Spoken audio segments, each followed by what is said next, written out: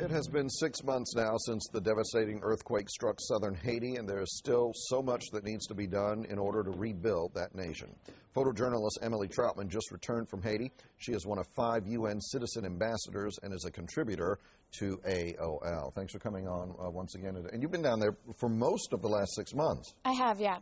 All right. We've got some of your most recent photos that we're going to show and talk about. First thing that I want to point out is we've seen the pictures, and we showed some this morning, of thousands upon thousands of people living in tents. Obviously, that's still going on. Talk to me a little bit about how many people are in those circumstances and what is complicating the efforts to get those people out of those tents. Well, there's still 1.5 million people estimated to be living in tents like this one or makeshift shacks.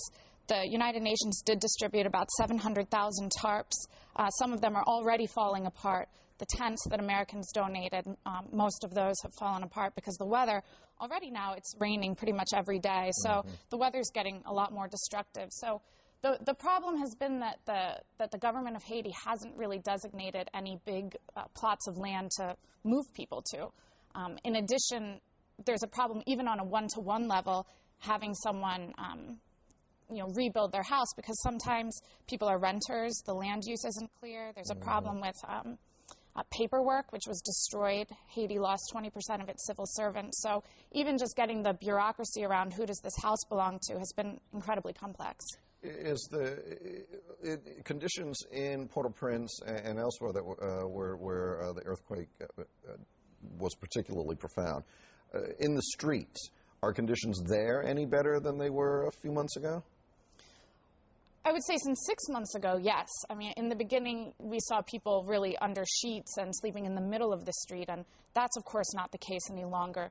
But no, by and large, since 2 months ago, there's not much change. The rubble is a huge problem, which has clogged up lots and lots of streets. It said even if 1,000 trucks were put into Port-au-Prince and we're moving rubble every day, it would take 3 years to get it all out. These streets are windy, they're mountainous. It's very, very logistically challenging to move the rubble. So in the streets, it's more or less the same as it was a few months ago. Does the government have any handle on trying to improve things? I mean, you mentioned the paperwork and all of that.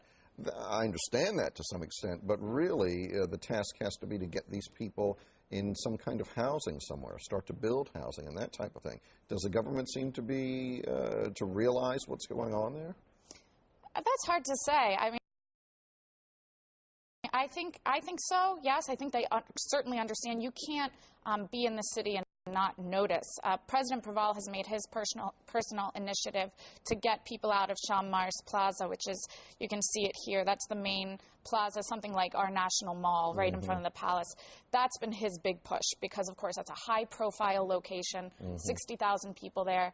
But the complexity of moving those people has been a really interesting case in point because he's trying to move them back into their neighborhoods, and it's just been so slow that we're really learning a lot about just how long this process is going to take. It's not, what's happening there is not reported in the news here as much on a daily basis. Do you feel like the world's attentions are kind of starting to drift away from Haiti? Certainly. I mean, I've been there 6 months, and I was just saying that for me, my job has gotten easier. People call me back more often. There's less journalists around. This week, of course, a lot of people came in to report on what's been happening, like this housing assessment. They want to show the progress that's been made. But, of course, people don't seem as interested as they were. Even the international community hasn't lived up to the obligations it made in the UN Donors Conference to pledge money. Of the $5.3 billion that the world said they were going to give, so far only Brazil has given $40 million. So even the international players seem to have just stalled. Are you going back? Yes, I'll be back, yeah. All right, well, I know your efforts will continue to focus attention on Haiti, and we'll have to see what happens there next. Emily, thanks for coming in again. Thank you so much. I appreciate it. Good to be back to you.